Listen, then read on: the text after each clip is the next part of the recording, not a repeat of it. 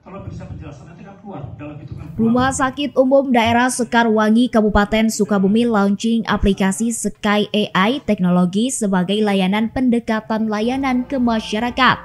Menurut Direktur RSUD Sekarwangi Dr. Gatot Sugiharto mengatakan, aplikasi Sky AI berisi tentang panduan layanan konsultasi kesehatan yang diarahkan untuk masyarakat berbentuk aplikasi tinggal klik.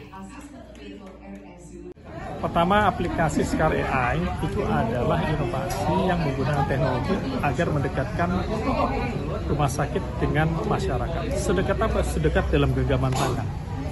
Jadi kapanpun dan dimanapun tinggal buka saja, klik Halo Sekarwangi, cari fitur tentang telekonsultasi gratis. Itu 7x24 jam, mau jam 1 malam, mau jam 3 pagi, apapun Tuhan silahkan. Asal jangan pinjem uang. Itu pinjol, nggak ada di situ. Di Halo Sekarwangi adanya konsultasi tentang kesehatan. Gitu ya. Jadi akan diarahkan.